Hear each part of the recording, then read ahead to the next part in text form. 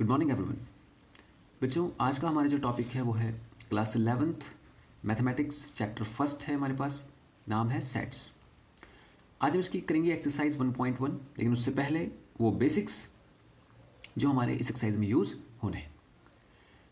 सबसे पहले बच्चों, डेफिनेशन ऑफ सेट होता क्या है। देखिए, ये एक कलेक्शन ऑफ इंफॉर्मेशन है जो वेल डिफाइंड है। वेल डिफाइंड का मतलब इस इंफॉर्मेशन का जो कलेक्शन है उसमें कोई कंफ्यूजन नहीं होना चाहिए, वो सबके लिए एक जैसी ही होनी चाहिए। जैसे कि आपकी क्लास में जो बुक्स लग रही होंगी, जो स्कूल ने जो बुक्स आपसे मंगवाई होंगी क्लास में, वो सभी बच्चों के लिए एक जैसी होंगी, सभी के लिए एक ही सेट बन रहा होगा। कहते हैं ना हम लोग कि आपकी बुक का ये सेट है। जब आप बुक्स लेने जाएंगे तो वो कहेंगे ये रहा आपका सेट, और आपके साथ जो कोई और गया होगा उनको कहेंगे ये रहा आपका सेट। तो क्या उन दोनों सेट्स में बुक्स अलग अलग होंगी? नहीं होंगी। अगर आप एक ही क्लास की बुक्स लेने जा रहे हैं, एक ही स्कूल में पढ़ते हैं, तो उसके लिए जो सेट होगा वो स्टेशनरी वाले ने पहले से ही बना दिया होगा, और उस सेट में दोनों में एक जैसी बुक्स होंगी। तो ऐसी बुक्स, वो जो कलेक्शन ऑफ बुक्स है वो कहलाएगा हमारा सेट। और वो कैसा है, क्यों कहलाया सेट? क्योंकि वो वेल डिफाइंड है। जो बुक्स एक सेट में होंगी वही बुक्स दूसरे सेट में होंगी। तो यानी आप 11th क्लास के किसी भी बच्चे से पूछेंगे तो उसकी जो इन्फॉर्मेशन होगी वो एग्जैक्ट वही होगी जो आपकी होगी। जो इन्फॉर्मेशन आपके पास होगी वही इन्फॉर्मेशन उस दूसरे बच्चे के पास भी होगी। कैसे? जैसे मान लीजिए आपने एक सेट लिया बुक का क्लास 11th के लिए।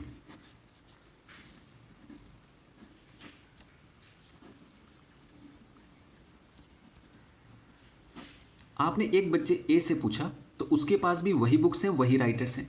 आपने बी बच्चे से पूछा, उसके पास भी वही बुक्स, वही राइटर्स हैं, exact number of books same है, सब्जेक्ट्स वही हैं। तो ये कहलाता है हमारा वेल डिफाइंड इंफॉर्मेशन, और इस इंफॉर्मेशन के कलेक्शन को हम कहते हैं सेट्स। ओके, तो बच्चों ये वेल डिफाइंड वर्ड थोड़ा सा और एक्सप्लेन करते हैं। मान लीजिए आपसे पूछा जाए planets in our solar system. अब बताइए क्या इसका सेट बन सकता है? क्या ये क्वेश्चन जो पूछा गया है इसका जो आंसर होगा क्या वो डिफर करेगा पर्सन टू पर्सन? अगर मैं ए पर्सन से पूछूं, बी से पूछूं, सी से पूछूं, तो क्या इनकी इंफॉर्मेशन अलग होनी चाहिए? बिल्कुल नहीं होनी चाहिए। इट मीन्स जो प्लैनेट्स होंगे वो सभी के लिए उतने ही हैं, उतने ही नंबर पे हैं, उसी पोजीशन पे हैं। ऐसी इंफॉर्मेशन को हम कहेंगे सेट्स। ये होता है वेल डिफाइंड का मतलब कि इसमें कोई कंफ्यूजन नहीं है। ए, बी और सी तीनों के लिए आंसर एक ही होगा। अब एक और क्वेश्चन लेते हैं। जैसे सपोज कीजिए हम बोल रहे हैं name of states in India. अब आप बताइए कि जो स्टेट्स के जो नेम होंगे वो सबके लिए अलग अलग तो नहीं हो सकते, यानी टोटल स्टेट्स उतनी ही रहनी है, वही उनके नाम रहने। तो ये जो इन्फॉर्मेशन हो गई ये वेल डिफाइंड हो गई, तो इसके भी सेट बनाए जा सकते हैं। तो बच्चों ये जो सेट्स हम बना रहे हैं, जो इन्फॉर्मेशन हम रख रहे हैं, ये कैसे रखें? क्या ऐसे इसको कहीं पर भी रख दें, कहीं पर भी लिख दें, तब तो ये क्वेश्चन और एक उसका आंसर टाइप हो जाएगा। तो इसको रिप्रेजेंट करने के लिए हम इसको इस तरह से रिप्रेजेंट करते हैं। कर्ली ब्रेसेस लगाएंगे इसके दोनों साइड, और इस इंफॉर्मेशन को एक नाम देंगे जो होगा हमारा कैपिटल लेटर्स में। तो ये हो गया हमारा सेट का रिप्रेजेंटेशन इस तरीके से। अब जब मैं इसको डिकोड करूंगा तो यहां पर स्टेट्स में आएगा हमारे पास यूपी, राजस्थान, उत्तराखंड। ये सारे जो वैल्यूज आए हैं इन्हीं को कहते हैं बच्चों एलिमेंट्स, या इन्हीं को कहते हैं मेंबर्स ऑफ सेट, या इन्हीं को कहते हैं ऑब्जेक्ट्स। ओके, तो बच्चों अब मैं, जब आपने इंफॉर्मेशन को डिकोड कर दिया, इसको डिफाइन कर दिया सही ढंग से, अब मैं इससे रिलेटेड आपसे कुछ क्वेश्चन पूछता हूं। मैं पूछ रहा हूं क्या गोवा इस परिवार का हिस्सा होगा? जो हमने ए सेट बनाया, ए सेट की जो ए फैमिली भी बोल सकते हैं हम इसे, क्या इस फैमिली का मेंबर गोवा हो सकता है? बिल्कुल होगा। जब हम यहाँ पे स्टेट्स बना रहे थे तो गोवा भी इंडिया का एक स्टेट्स है, तो मैं बोलूँगा हाँ गोवा इसका एक मेंबर होगा। किसका? ए सेट का। तो इसको रिप्रेजेंट करने का तरीका क्या होता है? ये Goa belongs to A, Goa belongs to set A, यानी उसको मैथमेटिकल लैंग्वेज में इस तरह से लिखा जाएगा अगर वो उससे बिलोंग करता है उस सेट से। अगर नहीं करता है, जैसे मान लीजिए मैं लिखता हूं इसमें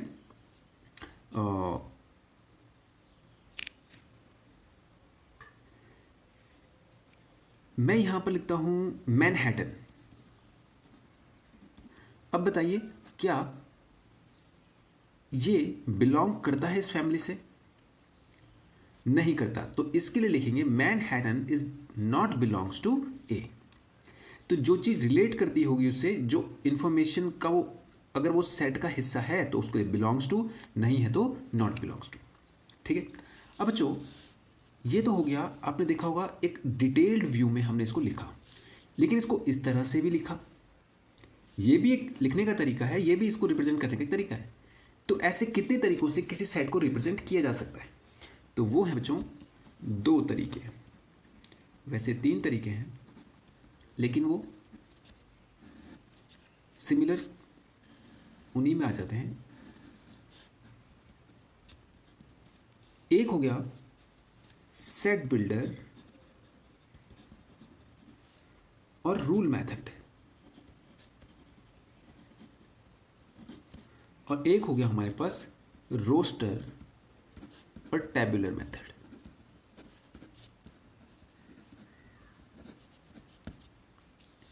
देखो बच्चों, सेट बिल्डर या रूल मेथड, आप इस वर्ड से भी पता लगा सकते हैं। रूल मतलब ये एक कोड वर्ड में इंफॉर्मेशन दी गई है। रोस्टर और टेबुलर फॉर्म का मतलब होता है ये कंप्लीट टेबल की तरह डिफाइन किया गया है। इट मीन्स यहाँ पर जो इंफॉर्मेशन है वो छुपी हुई नहीं है, सामने ही आपको दिखेगी। जैसे मैं बोलूँगा एक सेट बनाता हूँ ए नाम का, लिखता हूँ 1 2 3 4 5, और इसी सेट को यही इंफॉर्मेशन को यहाँ पे रिप्रेजेंट करूँ अगर, तो इसको रिप्रेजेंट करने का जो तरीका होगा वो होगा इस तरह से।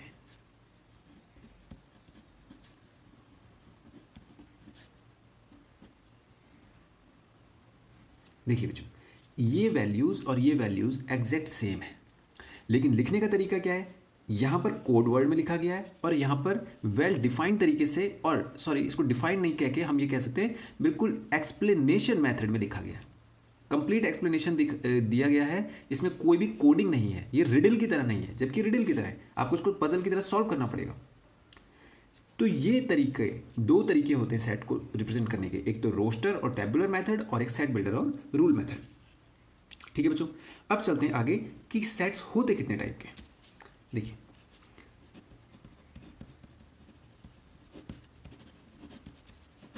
सबसे पहला एम्प्टी सेट।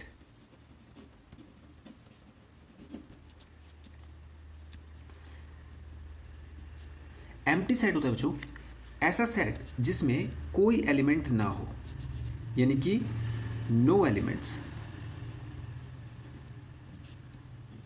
एक एग्जांपल लेते हैं।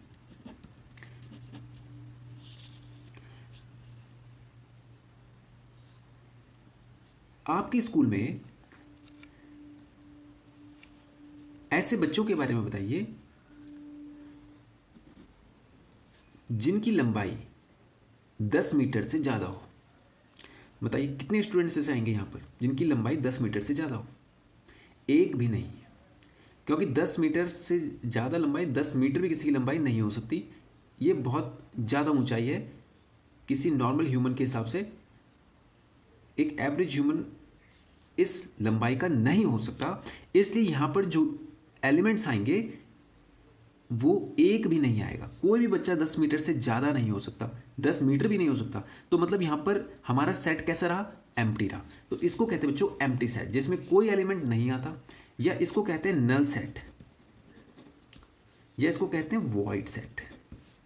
ओके, समझ में आ गया। और इसको आप 5 से रिप्रेजेंट करते हैं, 5, इसमें कोई एलिमेंट नहीं हो तो इसको 5 या नल कह सकते हैं या वॉइड सेट कह सकते हैं। ठीक है बच्चों, अब करते हैं सिंगलटन सेट। देखिए इसका नाम ही सजेस्ट कर रहा है, सिंगलटन मतलब 1 एलिमेंट, यानी ऐसा कोई सेट जिसमें केवल एक एलिमेंट आए उसको कहेंगे हम सिंगलटन। ठीक है, एक ही एलिमेंट हो सकता है, वो एक ही नाम होगा। या सपोज कीजिए कोई ऐसा वैल्यू जिसके लिए केवल एक ही यहां पर हम आंसर लिख पाए। ओके, हम बोलेंगे name of the state in which you live, जहां पर आप रहते हैं, या name of the place in which you birth, you born, जहां पर आपका जन्म हुआ है। तो वो तो एक ही जगह हो सकती है, वो 2-2 3-3 जगह तो नहीं हो सकती। तो ऐसे सेट्स जिनमें एक सिंगल एलिमेंट आए उसको कहते हैं हम लोग सिंगलटन सेट। ओके, अब नेक्स्ट बच्चों इनफाइनाइट सेट।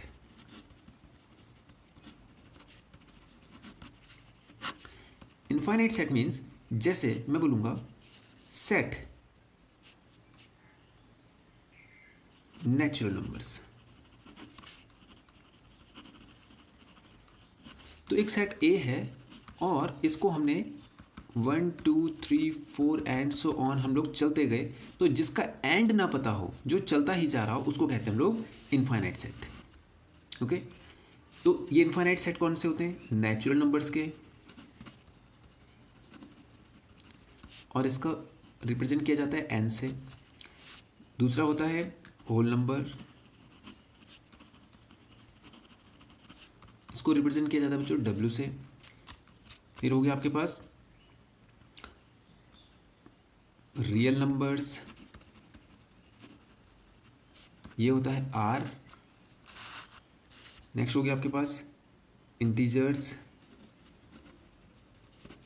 ये हो गया आपका क्यू। इंटीजर्स तो आप जानते होंगे, -1 2 3 प्लस माइनस से लेकर प्लस तक सारे नंबर्स।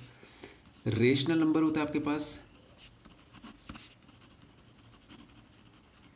ये यहाँ पर क्यू नहीं जेड होता है, इंटीजर्स जेड होता है बच्चों।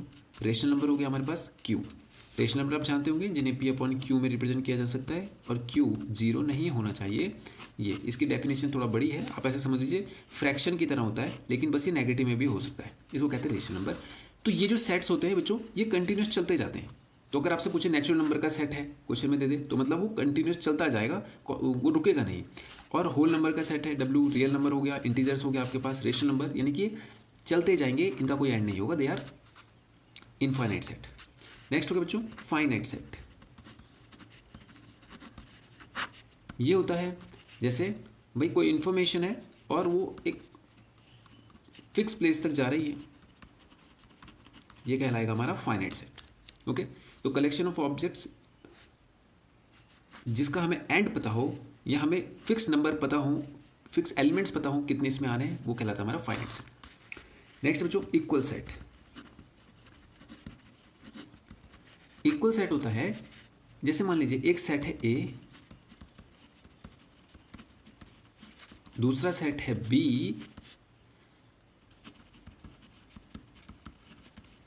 और आपने देखा कि इन दोनों के एलिमेंट तो बिल्कुल सेम है, तो when A is equals to B उसको कहते हैं इक्वल सेट। वैल्यूज देखिए दोनों की सेम है, आगे पीछे एलिमेंट्स हों इनमें कोई फर्क नहीं पड़ता। नेक्स्ट है बच्चों इक्विवेलेंट सेट।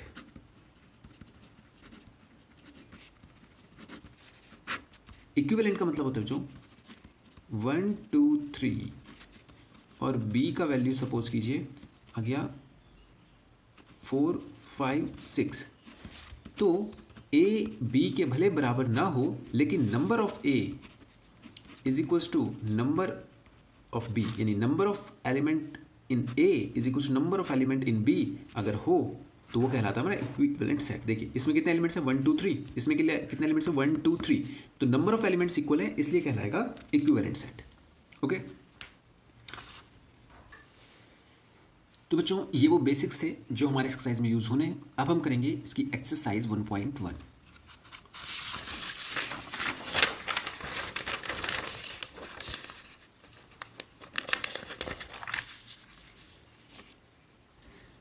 तो करते हैं क्वेश्चन नंबर 1। जो क्वेश्चन फर्स्ट कहता है which of the following are sets, justify your answer. आपको कुछ इंफॉर्मेशन दी गई है फर्स्ट क्वेश्चन में, ऑप्शन ए में, और ऑप्शन ए कहता है the collection of the months.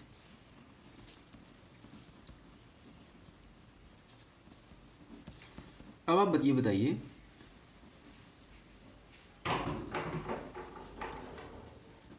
एक ईयर के लिए जो मंथ्स का कलेक्शन है वो सबके लिए एक जैसा होगा या अलग अलग होगा? क्या ये एक वेल डिफाइंड ऑब्जेक्ट है?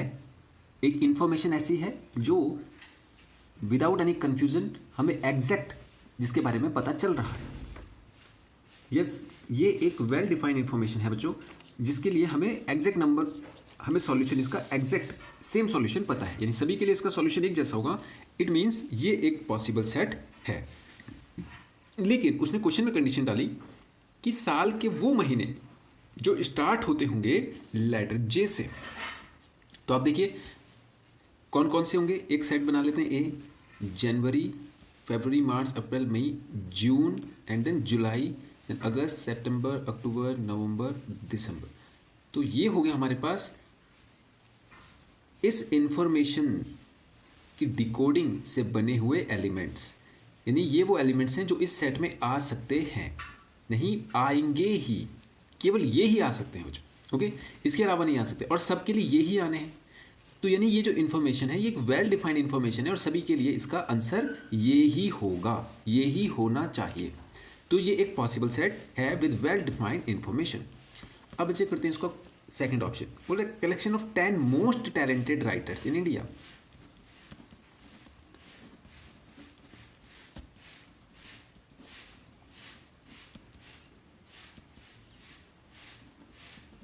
देखिए बच्चों, ऐसी इंफॉर्मेशन जैसे मोस्ट टैलेंटेड राइटर्स हो गया, या बेस्ट राइटर्स हो गया, या डेंजरस एनिमल हो गया, या कोई भी ऐसी चीज़ जो पर्सनल चॉइस पे निर्भर करती है, वो सेट नहीं बन सकती। कैसे? जैसे मोस्ट टैलेंटेड राइटर्स में सपोज कीजिए आप किसी को टैलेंटेड मानते होंगे, कोई दूसरा व्यक्ति किसी और को टैलेंटेड मानता होगा, तो सेट जो यहाँ पर बनेंगे, मान लीजिए एक बंदा है ए नाम का, उसने जो सेट बनाया उसने इसमें अरविंद अडिगा और चेतन भगत और ऐसे बहुत सारे अलग अलग राइटर्स को दे दिया और उन पे फर्स्ट पोजीशन पे किसी को दिया। एक बंदा आया बी, उसने इसमें रख दिया मुंशी प्रेमचंद और भारतेंदु हरिश्चंद्र, उन्होंने इनको रख दिया। तो आप देख रहे हैं दोनों की जो इन्फॉर्मेशन है वो तो दोनों के लिए क्वेश्चन जो सेम था, इंफॉर्मेशन जो दी गई वो वेल डिफाइंड ना होने के कारण उनके जो सॉल्यूशंस हैं वो सबके लिए अलग अलग आए। या आप बोलेंगे जो इन्फॉर्मेशन उन्होंने उसको डिकोड कर किया वो इन्फॉर्मेशन दोनों सेट में अलग अलग आ रही है, और ऐसा सेट पॉसिबल नहीं है। तो ये जो मोस्ट टैलेंटेड राइटर्स है ये एक इम्पॉसिबल सेट है, क्योंकि ये इन्फॉर्मेशन क्या है, इनकम्प्लीट बोल सकते हैं आप, और ये वेल डिफाइंड नहीं है। अब इसका थर्ड ऑप्शन बोल रहा है a team of 11 best cricket batsman. Best cricket batsman बच्चों, ये तो बिल्कुल क्वेश्चन ऑप्शन सेकंड की तरह ही हो गया। बेस्ट बोला गया है तो हर किसी के लिए बेस्ट पर्सनल चॉइस है। तो ए सेट किसी और इन्फॉर्मेशन को ले सकता है, बी सेट में कोई और इन्फॉर्मेशन आ सकती है, तो ये भी एक पॉसिबल सेट नहीं है, इनकम्प्लीट इन्फॉर्मेशन आप इसे बोल सकते हो। नेक्स्ट है collection of all boys in your class. अब देखिए बच्चों, आपकी क्लास मतलब आप जिस क्लास में, जैसे मान लीजिए आप 11th क्लास में है अगर, तो आपकी क्लास में जितने बॉयज़ होंगे वो एक वेल डिफाइंड ऑब्जेक्ट्स हैं। कैसे भाई, 11th क्लास में सर्टेन नंबर में स्टूडेंट्स होंगे और उनमें भी सर्टेन नंबर में बॉयज़ होंगे, तो ये जो इन्फॉर्मेशन है ये सभी के लिए एक जैसी ही होगी। तो इसका जो डिकोडिंग, इसका जो सॉल्यूशन होगा वो एक जैसा ही होगा, इसलिए ये एक वेल डिफाइंड ऑब्जेक्ट, तो well defined collection of well defined object है, यानी इसका सेट पॉसिबल है। अब करते हैं फिफ्थ ऑप्शन, बोल रहे थे collection of all natural numbers less then 100। Natural numbers less then 100। अब देखिए, तो क्या ये पॉसिबल है? बिल्कुल है। अगर आप कोई सेट बना रहे हैं और उसमें 100 से नीचे के नेचुरल नंबर्स लग रहे हैं तो आप लिखेंगे 1 2 3 and so on up to कहाँ तक जाएंगे 99 तक, और ये सभी के लिए इसका सॉल्यूशन या डिकोडिंग ये ही होनी चाहिए। तो ये एक वेल डिफाइंड ऑब्जेक्ट है, तो इसका सेट पॉसिबल होगा। अब the collection of novels written by writer Munshi Premchand.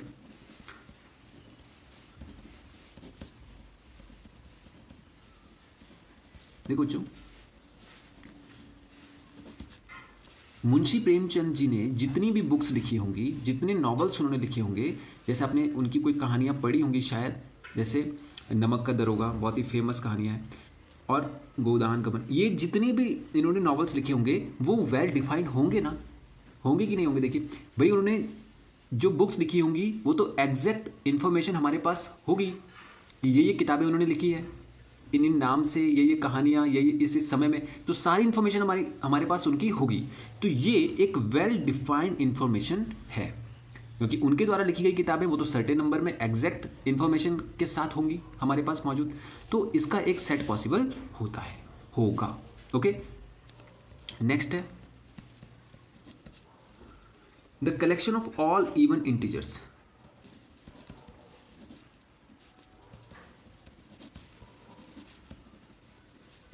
अब बताइए बच्चों इवन इंटीजर्स क्या होते हैं। इंटीजर्स तो आपको पता ही होगा, जैसे -1 -2 -3 ऐसा चलता जाता है, और इसमें 1 2 3 प्लस में भी ये सब होते हैं इंटीजर्स। लेकिन बोल रहा है इवन इंटीजर्स, तो इवन इंटीजर्स मतलब, और ये भी नहीं बोला है कि पॉजिटिव इंटीजर्स या नेगेटिव इंटीजर्स, यानी कि -2 -4 हो गया, 2 हो गया, फिर 4 हो गया, फिर 6 हो गया, यानी ऐसे नंबर्स जो 2 के टेबल में आते हैं वो इवन कहलाएंगे, और माइनस में भी प्लस में भी हों तो वो इंटीजर्स कहलाएंगे। तो क्या यहाँ पर जो वैल्यूज़ आएंगी क्या वो डिफर आएंगी सबके लिए? नहीं आएंगी। क्या वो उसमें 3 लिख सकता है? बिल्कुल नहीं, क्योंकि ये ऑड नंबर्स है। तो जो भी इसको डिकोड करेगा वो यही तो लिखेगा, जैसे कि -4 -2, फिर हो गया आपके पास 0, और फिर हो गया आपके पास, अब देखिए 0 इवन होगा या ऑड होगा। देखिए 0 भी आता है टेबल में, 2 के टेबल में, वो तो उसके टेबल में भी आता है आपका। तो बच्चों 0 भी एक इवन नंबर होगा। इसके बाद आएगा हमारे पास 2 4 6 एंड सो ऑन टू चलता जाएगा। तो आप देख रहे हैं यहाँ पर जो इन्फॉर्मेशन होगी वो लेफ्ट साइड से और राइट साइड से ऐसा चलने के बावजूद वैल्यूज़ सभी के लिए इसमें एक जैसी होंगी, तो ये एक पॉसिबल सेट होगा। नेक्स्ट है 8th पार्ट हमारे पास, the collection of questions in this chapter.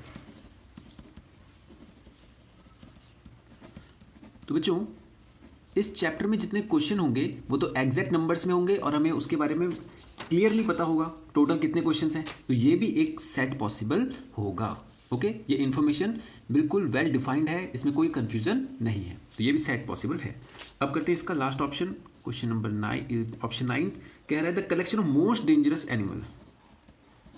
Most dangerous animal, अब आप बताइए क्या ये इसका सेट पॉसिबल है? बिल्कुल नहीं, क्योंकि किसी के लिए कोई एनिमल डेंजरस होगा, किसी दूसरे के लिए कोई दूसरा एनिमल डेंजरस होगा। तो ये एक ऐसी इन्फॉर्मेशन है जिसके लिए जो इन्फॉर्मेशन की डिकोडिंग होगी, यानी जो हम यहाँ पे सेट बनाएंगे वो एलिमेंट सबके लिए अलग अलग हो सकते हैं। तो ये कैसा एक इनकम्प्लीट इन्फॉर्मेशन के साथ हमें दिया गया है, तो ये इसका एक सेट पॉसिबल नहीं हो सकता। ओके, अब करते बच्चों क्वेश्चन नंबर 2।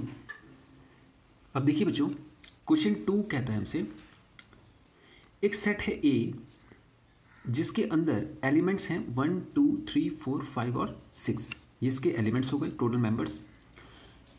फिर हमें यहाँ पर कुछ ऑप्शंस गिवन है और बोला गया है इसके बीच में सिंबल लगाइए।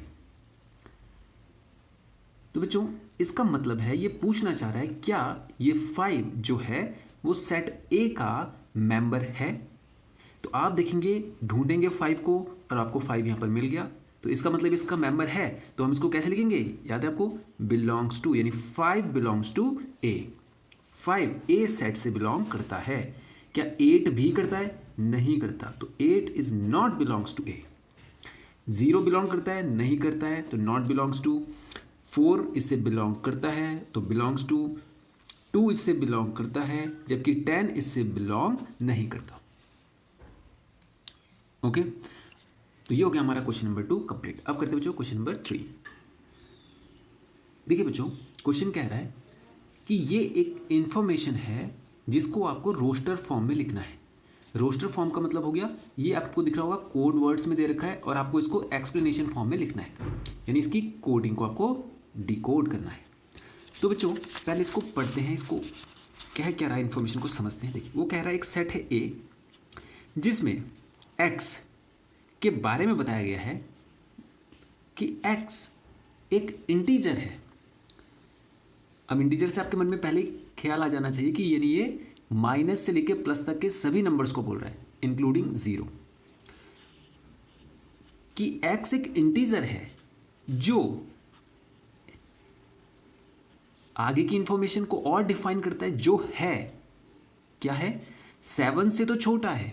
आप देख रहे बच्चों, ये साइन दिख रहा है आपको, ये साइन दिखाता है कि x का जो वैल्यू है 7 उससे बड़ा है x से, तो मतलब जो x होगा वो 7 से छोटा होगा और -3 से बड़ा होगा। देख रहे हैं आप, ये साइन देख रहे हैं, x का वैल्यू -3 से तो बड़ा होना चाहिए लेकिन 7 से छोटा होना चाहिए। तो हमारी इंफॉर्मेशन डिकोड होकर हमारे पास क्या बनेगी, एक सेट है A तो -3 से बड़ा और 7 से छोटा, यानी आपने एक लिमिट बना दी, -3 से लेकर आपको चलना है कहाँ तक, 7 तक। ये तो आपको पता चल ही रहा होगा कि ये नंबर जो हो रहे हैं इसके बीच में इसकी जो लेफ्ट हैंड लिमिट हो गई वो -3 हो गई, राइट हैंड लिमिट हो गई 7, और ये दोनों इंक्लूड नहीं होने, ये आपको पता है क्योंकि यहाँ पर बोल रहा है लेस देन, और देखिए यहाँ पर बोल रहा है कि x जो है वो -3 से एग्जैक्ट बड़ा होना चाहिए और 7 से छोटा होना चाहिए, मतलब 7 भी इंक्लूड नहीं होगा, 3 भी इंक्लूड नहीं होगा। तो इन्फॉर्मेशन हमारे पास क्या बनेगी, -3 के बाद क्या आएगा हमारे पास, -2, -1, 0, then 1, then 2, then 3, then 4, 5, 6, ये सारे एलिमेंट हमारे सेट के अंदर आएंगे। तो ये हो जाएगा -2, -1, 0, 1, 2, 3, 4, 5 एंड 6। अब देखिए क्या ये सारे एलिमेंट 7 से छोटे हैं, बिल्कुल हैं।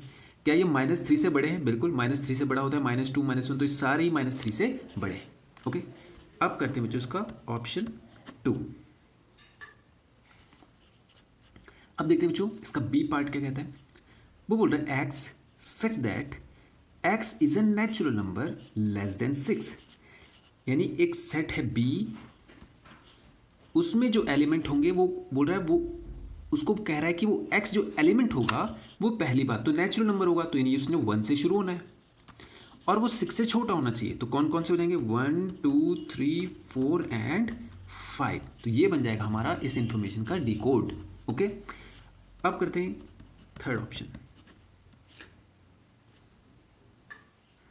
अब देखिए बच्चों थर्ड ऑप्शन कहता है एक सेट है C और ये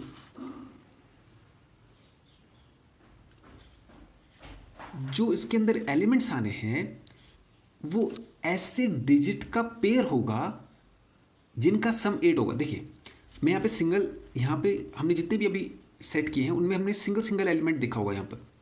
अब वो बोल रहा है कि सम उनका 8 आना चाहिए, तो सम अगर 8 आएगा तो मतलब मुझे उनका पेयरिंग लेके चलना पड़ेगा।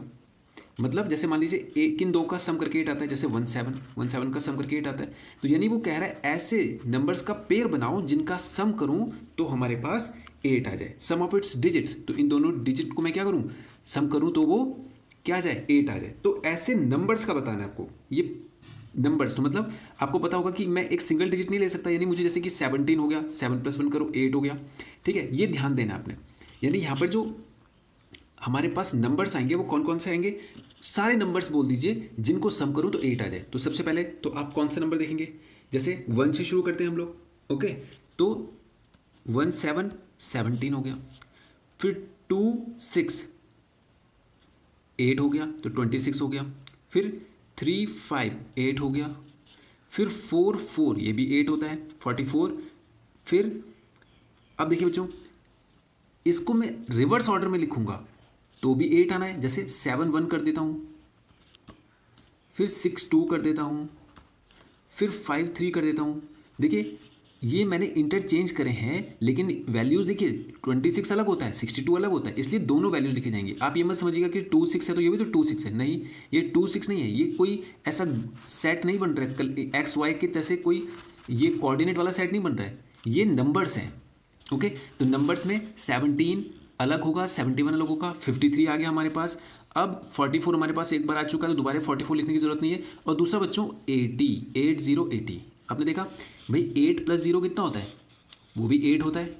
मैं 08 नहीं लिख सकता, क्योंकि 08 लिखने का मतलब होगा कि वो 8 ही होगा, ठीक है। तो उसने बोला था हमें कि 2 डिजिट नंबर होने चाहिए। तो 2 डिजिट में बच्चों अगर मैं 08 लिखूंगा तो देखो 0 का तो कोई वैल्यू होगा नहीं किसी नंबर के, अगर वो पहले लगाए तो इसको जो फाइनलाइज लिखा जाएगा वो 8 ही लिखा जाएगा। तो यानी यहाँ पे से ये वाला डिजिट हमारा मिस हो गया। जैसे आपने जब हम लोग प्रीवियस क्लासेस में आपने एक क्वेश्चन किया होगा जिसमें बोलते थे कि इन डिजिट का यूज करके एक नंबर बनाइए, तो आप कभी भी 0 को पहली पोजीशन पे नहीं लिखते थे। क्यों? क्योंकि 0 को पहली पोजीशन पे लिखेंगे तो ये कैंसिल आउट माना जाएगा, ओके, तो ये डिजिट ही हमारा खत्म हो जाएगा। तो अगर आपने 08 लिखा तो 0 को तो हम नेग्लिजिबल, मतलब यहाँ पे से 0 को हटा देंगे तो बचेगा सिंगल डिजिट, जबकि उसने कहा था 2 डिजिट्स का होना चाहिए। लेकिन 80 लिखूंगा तो यहाँ पर 0 का भी वैल्यू है, 8 का भी वैल्यू है, ओके। तो ये हो जाएगा हमारा फाइनल रिजल्ट। इसमें कौन कौन से आ गए हमारे पास, एक तो आ गया 17, 26, 35, 44, 71, 62, 53 और 80। ये एलिमेंट्स हमारे इस सेट में बनेंगे, ठीक है। अब करते हैं बच्चों क्वेश्चन इसका 4th पार्ट। देखिए बच्चों क्वेश्चन 4th पार्ट जो है वो कह रहा है x such that x is a prime number which is a divisor of 60। यानी पहली बात तो x एक प्राइम नंबर है और वो प्राइम नंबर है जो 60 को डिवाइड कर सकता है। तो पहले तो बच्चों प्राइम नंबर होता क्या है, आप इसकी जनरल इन्फॉर्मेशन समझिए। ऐसा नंबर जो खुद के टेबल में आता हो उसे प्राइम नंबर कहते हैं, वो नेचुरल होना चाहिए। और ऐसा नेचुरल नंबर जो खुद के टेबल में आता हो वो प्राइम नंबर कहलाता है। तो जैसे कौन कौन आता है अपने टेबल में, 2 आता है, 1 भी आता है, लेकिन 1 नहीं हो सकता क्योंकि 1 केवल अपने टेबल में आता है। इसको और सही करें इन्फॉर्मेशन को तो कहेंगे ऐसे नंबर जिनके 2 फैक्टर हों ज़्यादा से ज़्यादा, वो कहलाएंगे हमारे प्राइम नंबर। तो 1 का तो केवल एक ही फैक्टर होता है 1, इसलिए हट जाएगा। 2 के 2 फैक्टर होते हैं, एक तो 1 और एक ये नंबर खुद से। तो जनरल इन्फॉर्मेशन जो हमारी बनी, डेफिनेशन वो बनी, ऐसे नंबर जो खुद के टेबल में आते हैं वो प्राइम होते हैं। तो उसने बोला प्राइम नंबर तो चाहिए लेकिन वो नंबर होने चाहिए जैसे जो 60 को भी डिवाइड कर पाए, ओके। तो पहले प्राइम नंबर बनाते हैं। पहला प्राइम नंबर हो गया 2, फिर हो गया 3, फिर 4 नहीं हो सकता क्योंकि 2 के टेबल में भी आता है, 1 और 4 में भी आता है। फिर हो गया 5, फिर हो गया 6 नहीं 7, फिर 8 नहीं 9 नहीं 10 नहीं 11, फिर 11 के बाद आता है आपका 12 नहीं 13, 14 नहीं 15 नहीं 16 नहीं 17 के बाद 18 नहीं 19 के बाद 20 नहीं 21 नहीं 22 नहीं 23, देन 23 के बाद 24, 25, 26, 27, 28, 29, then 31, then 32, 33, 34, 35, 36, 37 and so on ऐसे चलते जाएंगे। उसने कहा था प्राइम नंबर तो चाहिए लेकिन ऐसे प्राइम नंबर जो 60 को भी डिवाइड कर पाए। तो बच्चों क्या ये 2 60 को डिवाइड करता है? यस। तो यानी इस सेट में हमारा पहला एलिमेंट आ गया 2। क्या 3 उसको डिवाइड कर सकता है? बिल्कुल, 3 20 3 भी कर सकता है, 5 कर सकता है, बिल्कुल कर सकता है। इसके बाद 7 नहीं करता, 11 भी नहीं करता, 13 भी नहीं करता, 17 भी नहीं करता, 19 भी नहीं, 23 भी नहीं, 29 भी नहीं, 31 भी नहीं और 37 भी नहीं। अब बच्चों इससे आगे आपको चेक करने की ज़रूरत नहीं है, 31 से ही आगे आपको चेक करने की ज़रूरत नहीं है। कैसे? जैसे मान लीजिए कोई भी नंबर होगा, जब आप उसका टेबल पढ़ेंगे तो आपने देखा कि अगर मैं कोई भी टेबल पढ़ रहा हूँ तो ये तो 1 2 टाइम्स 3 टाइम्स 4 टाइम्स जैसे जा रहा है। जैसे मान लीजिए 2 1 2, 2 2 4, 2 3 6। तो आप देखेंगे अगर कोई नंबर 2 टाइम्स से ही ज़्यादा हो रहा है, जैसे मान लीजिए 31 2 होता है 62, 31 इंटू 2 कितना होता है? 62। तो ये नंबर 2 टाइम्स करने पर ही इससे ज़्यादा हो रहा है। तो इसका मतलब जो 32 वाला होगा वो 64 हो जाएगा, 33 वाला 2 टाइम्स करने पर ही 68 हो जाएगा। तो मतलब वो नंबर अगर मैं 1 से आगे बढ़ता हूँ, 2 टाइम्स भी करता हूँ तो वो नंबर इससे बड़ा हो रहा है। तो आपको इसके आगे चेक करने की ज़रूरत ही नहीं है 31 से, क्योंकि इसका 2 टाइम्स करने पर भी इस नंबर से बड़ा हो रहा है। तो बचेगा क्या? 1 टाइम। तो यानी अब वो 60 ही हो सकता है, ओके। तो आपको इस 31 से आगे चेक करने की ज़रूरत नहीं है, सीधा आपके आंसर हो गए कौन कौन से? 2 3 एंड 5, ओके। अब करते हैं बच्चों इसका 5th पार्ट। देखिए बच्चों यहाँ पर आपको कह रहा है एक सेट है ई, उसमें आपको वो एलिमेंट्स लिखने हैं जो ट्रिग्नोमेट्री वर्ड में यूज होने वाले लेटर्स हैं। तो कौन कौन से होंगे? सबसे पहले आपने देखा टी आ रहा है, R, I, G, N, O, M, E, अब इसके बाद टी है, तो टी हम पहले ही बोल चुके हैं इसलिए रिपीटेशन नहीं होगा, टी हम नहीं लिखेंगे। आर आ चुका है, वाई नहीं आया तो ये हम लिखेंगे। तो जो हमारा सेट बना वो इन लेटर्स का बना, ओके, जिसमें रिपीटेशन नहीं होना चाहिए, ओके। अब जो इसका है 6th पार्ट, आखिरी पार्ट, कह रहा है एक सेट है F, the set of letters in the word better.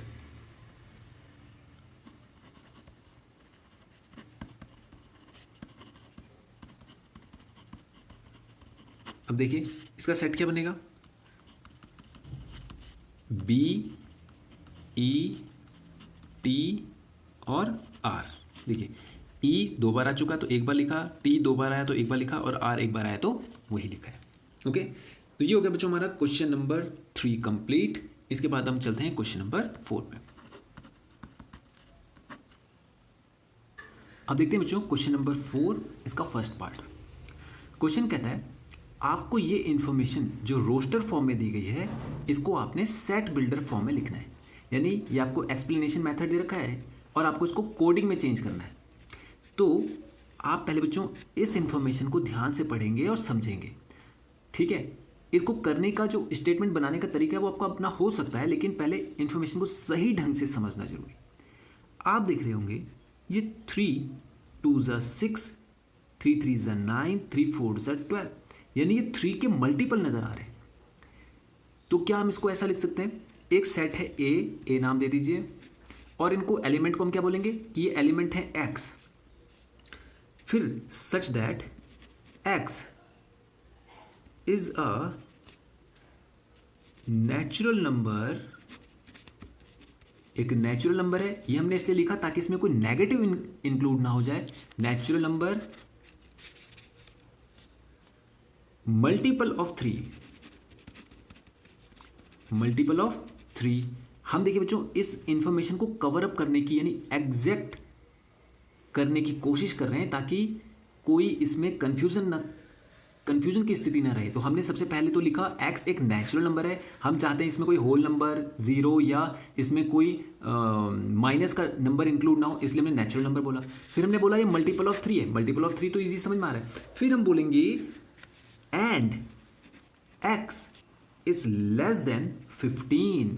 It means अब हमें इधर से लिमिट सेट करनी पड़ेगी राइट हैंड से। हम बोलेंगे कि x जो है वो 15 से भी छोटा भी है। मतलब जैसे आप मल्टीपल बनाएंगे इसके 3 के, तो आप बोलेंगे 3 1 3, 3 2 6, 3 9, 3 12, 3 5 15। तो 15 तो यहाँ पर है नहीं, तो हम बोलेंगे जो मल्टीपल होगा वो 15 से छोटा भी होना चाहिए, ओके। तो ये हो गया हमारा सेट बिल्डर फॉर्म में। अब करते हैं इसका सेकंड ऑप्शन। कह रहा है 2 4 8 16 32, ठीक है। इसको बनाइए, तो इसको मैं दे देता हूँ बी सेट का नाम। अब देखिए बच्चों इसको ध्यान से पढ़िए, आपको एक 2 का टेबल नजर आ रहा होगा, लेकिन 2 1 ज़ा 2, 2 2 ज़ा 4, 2 4 ज़ा 8, 2 8 ज़ा 16 और 2 16 ज़ा 32। आपको कोई ये टेबल तो मिल रहा है, यहाँ पे तो 1 2 3 ऐसा सीधा सीधा चल रहा था, 3 1 ज़ा 3, 3 2 ज़ा 6, 3 3 ज़ा 9, 3 4 ज़ा 12। लेकिन यहाँ पर 1 2 3 4 करके नहीं चल रहा। देखिए 1 फिर 2 आया, फिर 2 का मल्टीपल हो गया, 2 1 ज़ा 2, 2 2 ज़ा 4, 2 3 ज़ा 6 तो है ही नहीं, फिर 2 4 ज़ा 8 आ रहा है, फिर 2 5 ज़ा 10 नहीं है, 2 6 ज़ा 12 नहीं है, 2 7 ज़ा नहीं, 2 8 ज़ा 16।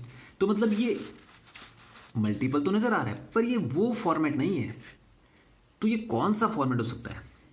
अब जरा ध्यान से देखेंगे बच्चों, ये 2 का पावर 1 हो रहा है, ये 2 का पावर 2 हो रहा है, 2 2 ज़ा 4, ये 2 का पावर 3 हो रहा है, 2 2 ज़ा 4 2 ज़ा 8।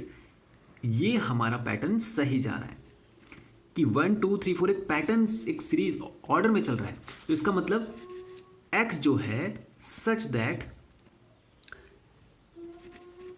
x क्या है हमारे पास 2 का पावर n है, एक्स जो है वो 2 का पावर क्या है एन, ये हमने डिफाइन कर दिया भाई, जो इन्फॉर्मेशन है 2 की पावर में ही है। और एन क्यों लिखा कि 2 की पावर जैसे 1 2 3 4 है, तो मैंने बोला ये 1 2 3 4 कुछ भी हो सकता है, तो अब मुझे इस एन को डिफाइन करना पड़ेगा। तो मैं बोलूँगा in which n belongs to natural number. अब मैंने एन को लिमिट कर दिया, मतलब मैंने कहा कि आप n की जगह पर -1 -2 ना लिख दें, इसलिए पहले 0 ना लिख दें, इसलिए मैंने उसको पहले बता दिया कि नेचुरल नंबर है। उसके बाद n जो है लिमिट सेट करनी पड़ेगी कि भाई हमें समझ में आ गया कि वो नेचुरल नंबर है, 0 से शुरू नहीं होना चाहिए, माइनस में नहीं जाना चाहिए, लेकिन कहाँ तक जाना चाहिए, तो उसके लिए डिफाइन कर दिया कि n less than equal to हो सकता है 5k, यानी जो n का वैल्यू है वो 2 टू द पावर 5, यानी 2 टू द पावर 5 का मतलब देखिए 2 टू द पावर 5 16 यानी 32 हो गया, तो 32 भी आ रहा है, तो मैंने यहाँ पर 5 लिखा, लेकिन उसके साथ लेस देन के साथ इक्वल्स टू का साइन भी लगाया, मतलब ये 5 से छोटा हो रहा सकता है या 5 के बराबर हो सकता है n। तो अगर ऐसी दोनों हमें लिमिट को इंक्लूड करना हो, अगर इंक्लूड करना हो तो हम उसके लिए लेस देन और इक्वल टू का साइन लगाते हैं। देखिए यहाँ पर जब हमने ये लिमिट लगाई थी, ये साइन लगाया था, तो हमने बोला था कि 7 से छोटा ही होना चाहिए, तो हमने यहाँ पे 7 को इंक्लूड ही नहीं किया, लेकिन यहाँ पर जैसे ही मैंने इक्वल्स टू का साइन लगाया, इसने बताया कि आप इसको भी इंक्लूड कर सकते हैं, या तो वैल्यू जिससे छोटी होनी चाहिए या इसके बराबर होनी चाहिए, इससे बड़ी नहीं होनी चाहिए। ओके, तो ये हो गया हमारा इसका सेट बिल्डर फॉर्म। ओके, अब करते हैं बच्चों इसका नेक्स्ट पार्ट, थर्ड ऑप्शन।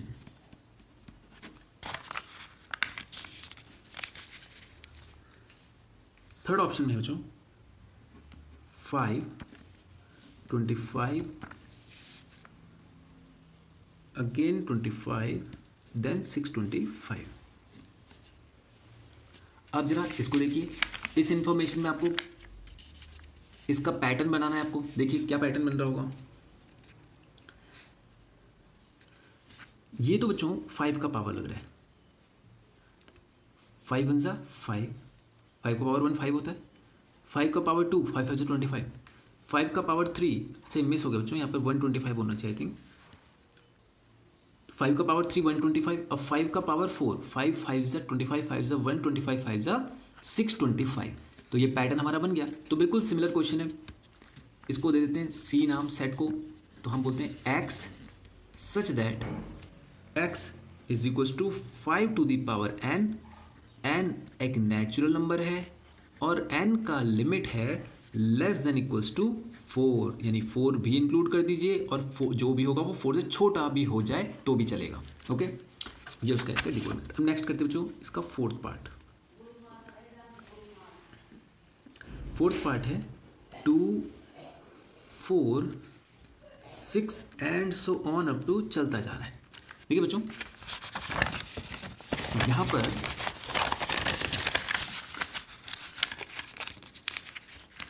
यहाँ पर जो ये सेट है, देखिए ये इनफाइनाइट सेट है, चलता जा रहा है, मतलब इसकी लिमिट नहीं आ रही है। आपको लास्ट इन्फॉर्मेशन नहीं पता इसकी कि आखिर कहाँ तक चल रहा है, इनफाइनाइट सेट हो गया। तो लेकिन आपको ये दिख रहा होगा ये 2 का टेबल चल रहा है, 2 1 जा 2 2 2 जा 4 2 3 जा 6 2 4 जा 8 ऐसे चलता जाएगा। तो यानी ये क्या हो गया, ये या तो इससे 2 का मल्टीपल बोल लीजिए, जैसे आप इसको ये भी बोल सकते हैं कि एक सेट है D in which x such that x is equals to 2n, ऐसा बोल सकते हैं 2 इंटू एन, यानी 2 का मल्टीपल हो गया। और ऐसे भी बोल सकते हैं कि n belongs to natural number, यानी n 1 से शुरू हो रहा है, 1 2 3 ऐसे चल रहा है। और ये भी बोल सकते हैं और डिफाइन करना है आपको कि ये नेचुरल नंबर है, कोई लिमिट सेट नहीं है, नेचुरल नंबर यानी 1 2 3 4 एंड सो ऑन चलता जाएगा। आप यहाँ पर भी छोड़ सकते हैं इसको। दूसरा आप ऐसा कर सकते हैं x such that x is an even integer, आप इसको ऐसा भी लिख सकते हैं। ओके, यानी ये एक आपको इवन नंबर्स भी नजर आ रहे होंगे 2 4 6 8 एंड सो ऑन, तो ये ऐसे भी कर सकते हैं और ऐसे भी कर सकते हैं। ओके, अब करते हैं बच्चों इसका नेक्स्ट पार्ट। अब देखिए बच्चों फिफ्थ पार्ट में आपने इसको देखा, ये 1 फिर 4 9 कोई पैटर्न नहीं बन रहा है, ना 1 का टेबल ना 2 का टेबल, इसमें 1 चल रहा है फिर 2 का दिख रहा है मल्टीपल, फिर 3 का मल्टीपल दिख रहा है। क्या ये ऐसा तो नहीं 1 का स्क्वायर 2 का स्क्वायर, 3 का square and so on up to, और ये 10 का स्क्वायर। यस, ये हमें पैटर्न मिल गया इसका। देखिए ये 1 का स्क्वायर बन रहा है, 1 1 ज़ा 1, 2 2 ज़ा 4, 3 3 ज़ा 9, 10 10 ज़ा 100। यानी ये एक सेट बना, हमने कहाँ तक बना दिया था, चलो इसे जी मान लेते हैं, जी सेट बन गया है। यहाँ पर x जो है सच दैट, हम x को डिफाइन करें, x जो सेट का एलिमेंट है, x सच दैट x क्या है, एक नेचुरल नंबर तो है ही, लेकिन x का जो वैल्यू है वो है n स्क्वायर। ओके, और n स्क्वायर का मतलब क्या है, n एक नेचुरल नंबर है, और इसकी लिमिट सेट करनी पड़ेगी हमें कि n जो है वो छोटा रखिए या बराबर रखिए किसके, 10 के। मतलब देखिए x जो है वो n स्क्वायर को सॉल्व करके आ रहा है। अब n पे क्या रखूं, n पे आप 1 2 3 4 रख दीजिए, तो कहाँ तक रखना है, 10 तक रख दीजिए। ये लिमिट, ये इन्फॉर्मेशन अब कंप्लीट हो गई। लेफ्ट एंड राइट हैंड सारी लिमिट हमने यहाँ पे से क्या कर दी, डिफाइन कर दी। तो ये हो गया बच्चों हमारा क्वेश्चन नंबर 4 कंप्लीट। अब करते हैं क्वेश्चन नंबर 5। अब देखिए बच्चों, क्वेश्चन 5 में कहता है, यहाँ पर आपको ये कोड वर्ड्स में दे दिया गया है, तो इस फॉर्म को क्या कहते हैं, रूल मेथड है ये। और बोल रहा है आपको क्या करना है, इनके एलिमेंट्स लिखने हैं, यानी ये एक आपको रोस्टर फॉर्म में लिखना होगा, यानी ये कोडिंग है, कोडिंग को डिकोड करना है। तो इसका सेट बनाना है आपको, तो सेट क्या बनेगा, पहले इंफॉर्मेशन पढ़ते हैं। बोल रहा है x such that x is N odd natural numbers. पहली बात तो नेचुरल नंबर्स है तो 1 से शुरू होंगे। दूसरी बात वो ऑड है। ऑड कौन होते हैं बच्चों, जो 2 के टेबल में नहीं आते। तो यानी एलिमेंट्स हमारे पास क्या क्या आ गए, 1 फिर 3 फिर 5 फिर 7 and so on up to चलता जाएगा। तो ये इनफाइनाइट सेट बनेगा और ऑड नंबर्स का सेट बनेगा पॉजिटिव में। ओके, अब करते हैं इसका सेकंड ऑप्शन।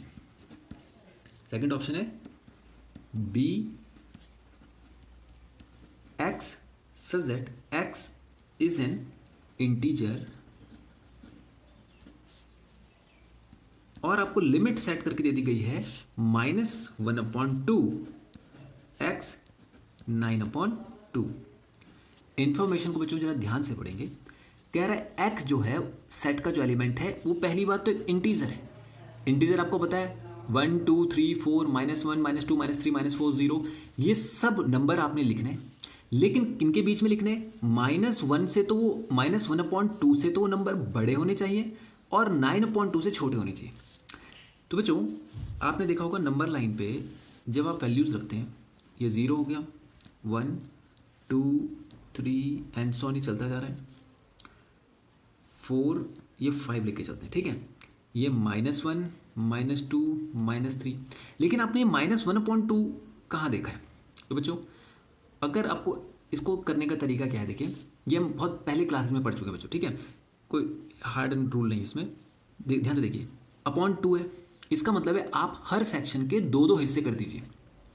ये जो डिनोमिनेटर का 2 है ये कहता है हर सेक्शन के, ये जो सेक्शन है इनके 2 हिस्से कर दीजिए। यहाँ पर भी 2 है तो हमारे लिए ये बेनिफिट मिल गया हमें कि दोनों तरफ एक जैसा है, तो इसको भी 2 हिस्से करने, इसको भी 2 हिस्से करने, तो मतलब सबको 2 हिस्से कर दीजिए। तो हमने 2 हिस्से कर दिए ऐसे, ओके ठीक है।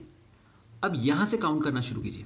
2 हिस्से करने का मतलब आपने एक हिस्से के 2, तो ये फ्रैक्शन बन गया एक तरह से, ठीक है।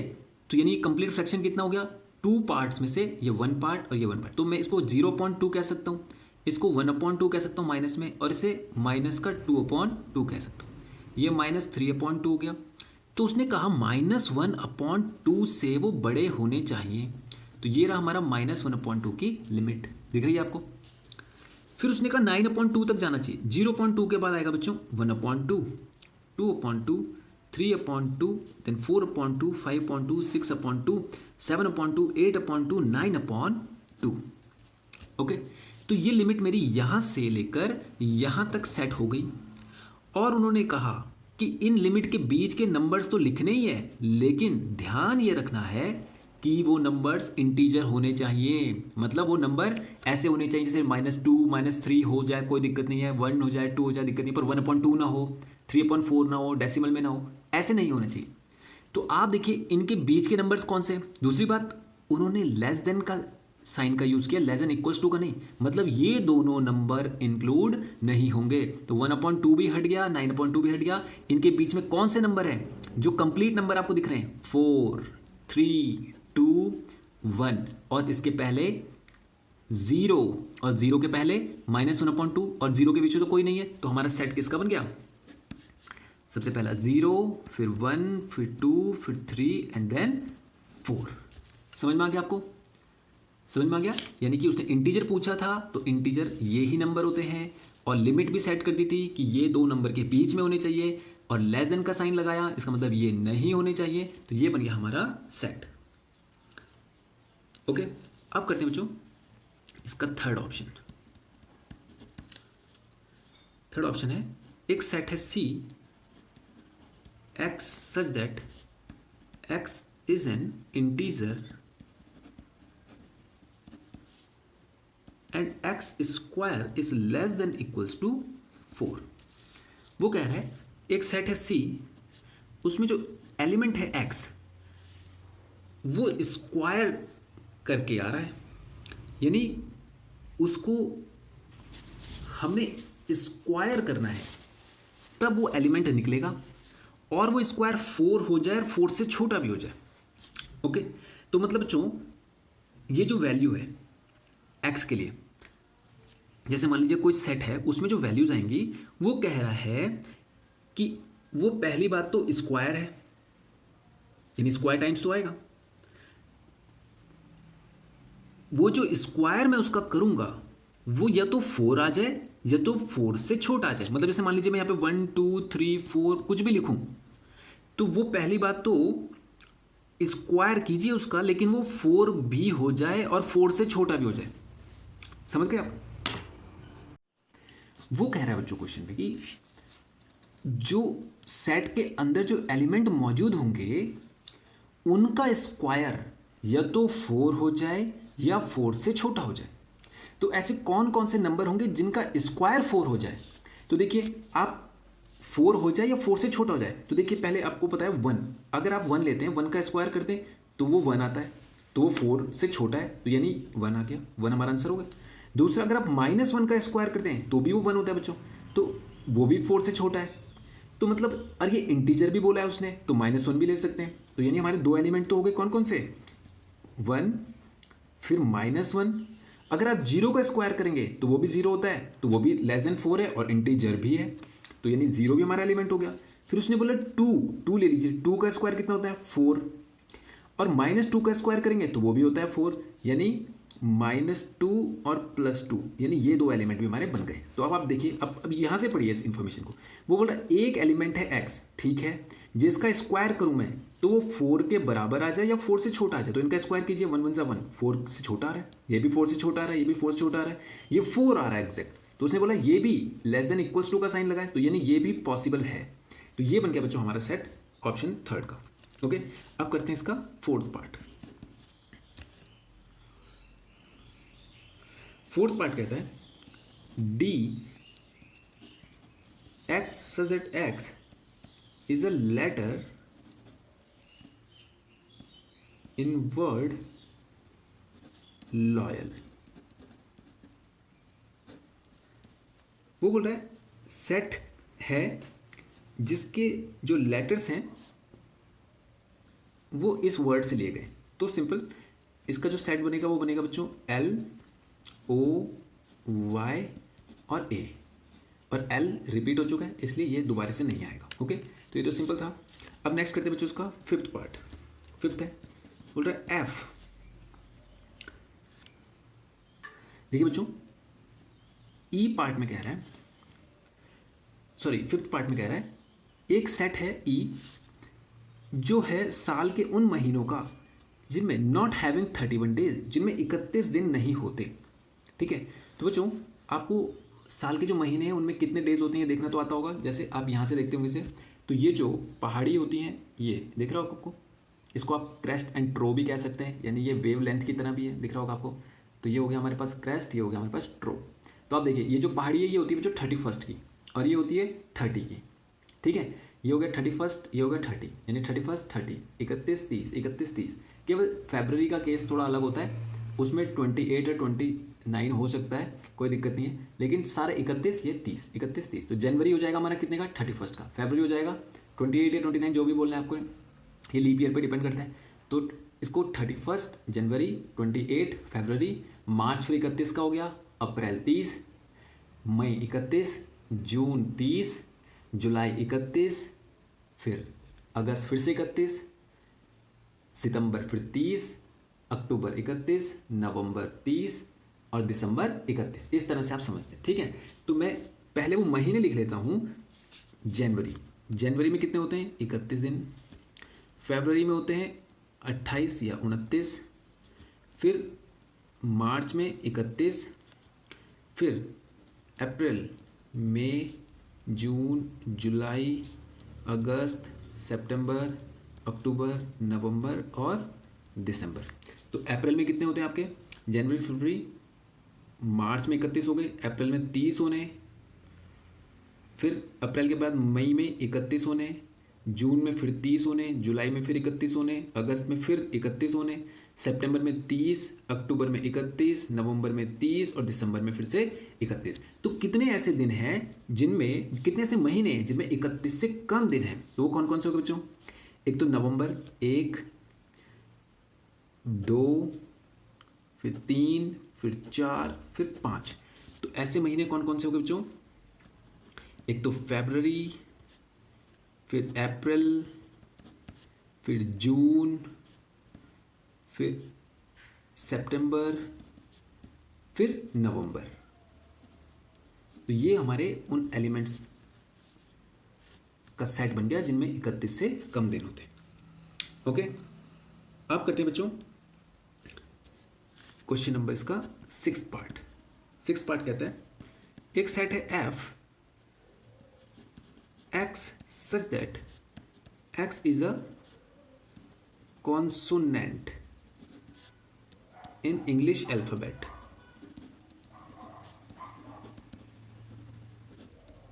देखिए बच्चों, which precedes k, which precedes k। देखिए बच्चों, आप क्वेश्चन समझते हैं। क्वेश्चन कह रहा है x जो है वो एक कॉन्सोनेंट है। कॉन्सोनेंट आप जानते होंगे बच्चों, वॉवल्स होते हैं इंग्लिश अल्फाबेट में, ए से लेकर जेड तक जो वॉवल होते हैं वो होते हैं ए, ई, आई, ओ और यू। तो उसने बोला कॉन्सोनेंट होते हैं, तो ये वॉवल को हटा दीजिए तो जो बाकी बचेंगे वो कॉन्सोनेंट होंगे, वो होने चाहिए, लेकिन वो विच प्रिसीड्स के, जो के से पीछे पीछे हो, जो के से पहले हो। तो सबसे पहले लेटर कौन कौन से होते हैं? ए, बी, सी, डी, ई, एफ, जी, एच, आई, जे और के। उसने बोला के से पहले होने चाहिए, तो इन सबका सेट बनेगा, लेकिन वो कॉन्सोनेंट होना चाहिए। तो ए तो वॉवल होता है, तो हमारे पास हो गया बी, फिर सी, फिर डी, ई भी वॉवल होता है, फिर एफ, फिर जी, फिर एच, फिर आई वॉवल होता है, फिर जे, और के नहीं आना है क्योंकि उसने बोला के से पहले पहले। तो ये बन गया हमारा सेट। ओके, तो बच्चों ये हो गया हमारा क्वेश्चन नंबर 5th कंप्लीट। अब करते हैं क्वेश्चन नंबर 6th। बच्चों क्वेश्चन 6th है वो मैच द फॉलोइंग है, और आपको कह रहा है कि यहाँ पर कुछ ऑप्शंस दिए गए हैं, उनको मैच कीजिए उनके राइट में दिए गए ऑप्शन से। तो बच्चों पहला जो ऑप्शन है वो है 1, 2, 3 एंड 6, और यहाँ पर फर्स्ट ऑप्शन में दिया गया है x such that is a prime number and divisor of 6। बच्चों ये सभी 6 के डिवीज़र हैं, ये बात तो सही है। देखिए 1 भी 6 को डिवाइड करता है, 2 भी करता है, 3 भी करता है और 6 भी करता है, लेकिन वो बोल रहा है प्राइम नंबर है। क्या 6 प्राइम नंबर होता है? क्या 1 प्राइम नंबर होता है? नहीं। तो यानी इसमें ए ऑप्शन तो नहीं लगेगा। फिर बी ऑप्शन में कह रहा है x is an odd number less than 10। x एक ऑड नंबर है, बिल्कुल नहीं। 2 और 6 तो इवन होते हैं, तो बी ऑप्शन में हमारा इसमें मैच नहीं करेगा। फिर सी ऑप्शन में देता है x is a natural number and divisor of 6। x एक नेचुरल नंबर है और 6 का डिवीजर है। तो क्या x एक नेचुरल नंबर है? बिल्कुल नेचुरल नंबर है, 6 के डिवीजर है। तो यानी पहला जो हमारा ऑप्शन है उसमें सी पार्ट हमारा मैच करेगा। ओके, अब सेकंड ऑप्शन देखते हैं। कह रहा है 2 और 3 आपको सेट में दे दिया गया। अब बच्चों फिर से पढ़ते हैं। सी हमारे पास आ चुका है, इसलिए सी को पढ़ने की जरूरत नहीं। अब ए से शुरू करते हैं। ए ऑप्शन है x is a prime number and divisor of 6। देखिए बच्चों वो बोल रहा है ये जो एलिमेंट है, पहली बात तो ये प्राइम नंबर है और ये 6 का डिविजर है। क्या ये दोनों नंबर प्राइम है? बिल्कुल है। क्या ये 6 को डिवाइड करते हैं? बिल्कुल दोनों 6 को डिवाइड करते हैं, यानी ऑप्शन ए जो हो गया वो हमारा सेकंड ऑप्शन में मैच कर रहा है। अब चलते हैं बच्चों थर्ड ऑप्शन पे। थर्ड ऑप्शन है, बोल रहा है मैथमेटिक्स और उसमें MATHEICS आपको दे दिया गया है और बोला है इसको मैच कीजिए। तो बहुत आसान है और इसमें देखिए डी ऑप्शन इसमें मैच करेगा क्योंकि वो मैथमेटिक्स से लेटर के सेट बने होंगे, यहाँ पर रिपीटेशन हटा देंगे। ठीक है, तो बचा फोर्थ, तो फोर्थ ऑप्शन हमारा कौन सा हो गया? फोर्थ ऑप्शन जो बचा हुआ है, बचा हुआ ऑप्शन कौन सा हो गया? The element of this set are odd numbers less than 10। आप देख रहे होंगे 1 3 5 7 9। देखिए ये सारे ऑप्शन जो हैं ये पहली बात तो ऑड नंबर्स हैं, नेचुरल नंबर्स हैं और 10 से छोटे हैं, तो ये होगा हमारा डी। तो बच्चों इस तरह से ये एक्सरसाइज 1.1 हमारी कंप्लीट हो चुकी है। अब करेंगे इसकी नेक्स्ट एक्सरसाइज नेक्स्ट वीडियो में। Thank you.